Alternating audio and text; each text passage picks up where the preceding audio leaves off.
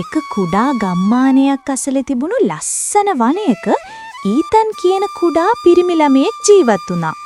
ඔහු වනයේට යන්න ගොඩාක් ආසයි. දවසකට වරක් හරි ඔහු වනය තුලට ගිහින් ගස්, පක්ෂීන්, සත්වයන් නිරීක්ෂණය කරනවා. පුතා, වැඩිය කැලෑව ඇතුළට යන්න එපා. හරි අම්මා, මම වැඩි ඈතක යන්නේ නැහැ. එදා දවසෙත් ඊතන් එයාගේ අම්මත් එක්ක දර එකතු කරන්නට කැලෑවේ ඇවිදිමින් ඉන්න අතර ටිකක් විතර වනාන්තරයේ ඇතුළට ඇවිද ගියා. එකවරම ඌට අద్භූත කටහඬක් ඇසුණා.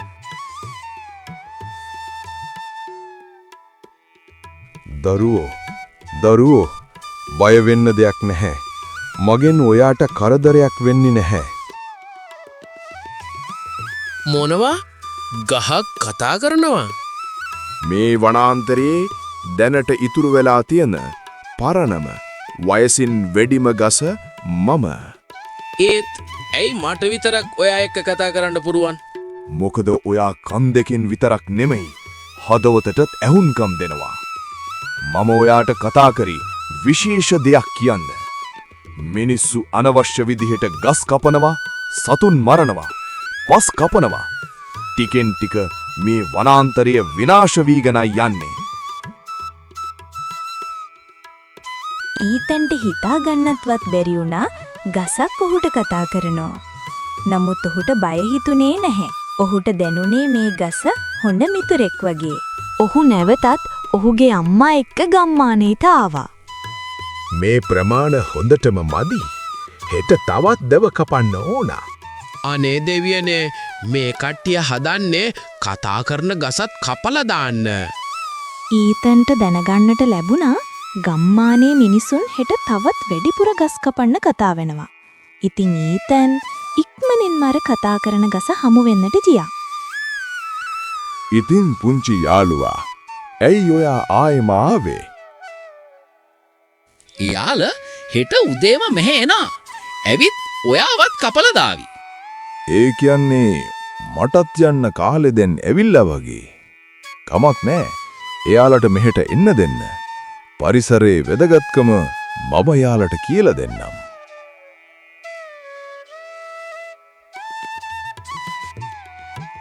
ගොඩක් දුකින් ඊතන් නැවත ගෙදර ආවා. ටිකෙන් ටික පසුදින උදෑසන එළඹුණා. කතා කරගත් විදියටම ගම්මුන් ගස් කපන්න යන්න සූදානම් වෙලයි හිටියේ. ඔහොම ටිකක් ඉන්න. ඔයාලා දැක්කනම් පුදුම වෙයි. මම කියන දේ ටිකක් අහන්න. කැලේ කපන්න එපා. ඇතුලේ කතා කරන ගහක් තියෙනවා. අනේ කොළුවෝ, නිකං බොරු ඇද බාන්නේ නැතුව ගිහින් සෙල්ලම් කරන්න.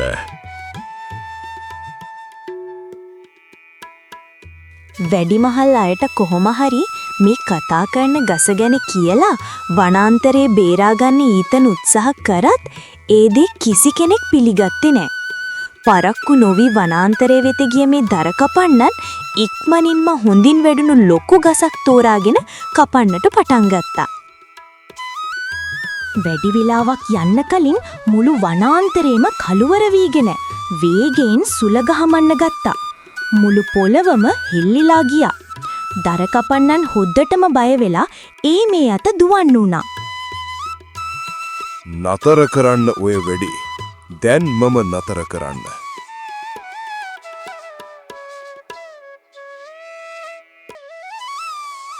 මම ඔයාලට ආහාර, ජලය, සිසිල් සුලන්, දර ලබා දෙනවා.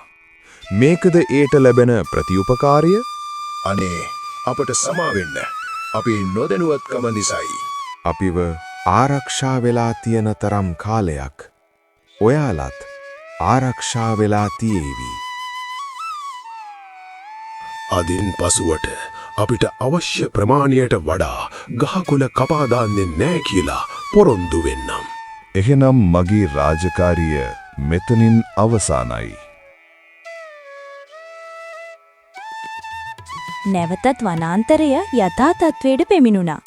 එදායින් පස්සේ ගම්මානයේ මිනිසුන් තේරුම් ගත්තා අනවශ්‍ය විදිහට ගස්කොලන් කපා දාන්නට හොඳ නෑ කියලා. ටික කාලයක් ගත වෙලා ගියාට පස්සේ වනාන්තරයේ කොළ පැහැයෙන් දිදුලන්නට වුණා. කුඩා දරුවන් සතුටින් වනාන්තරයේ සෙල්ලම් කරා.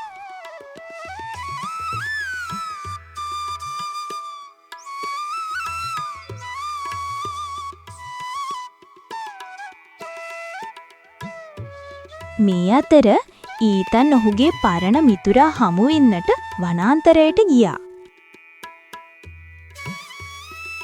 මට හැමදාම ඔයා එක්ක කතා කරන්න පුළුවන්ද? දුක් වෙන්න එපා දරුවා. මම හැමදාමත් ඔයාලා අවටම ඉන්නවා. ඒත් අනේ යන්න එපා ඉන්නකෝ. අවසානයේ ඊතන් තේරුම් ගත්තා අවට තියෙන පරිසරය, ගහකොළ, සතුන්, ජලාශ ආරක්ෂා කර ගැනීමෙන් මේ මුණගැසුණු යාළුවාව හැමදාම රැකගන්න පුළුවන් කියලා. මේ වගේ ලස්සන කතන්දර ගොඩක් ඉස්සරහට බලන්න අපි එක්කම එකතු වෙලා ඉන්න.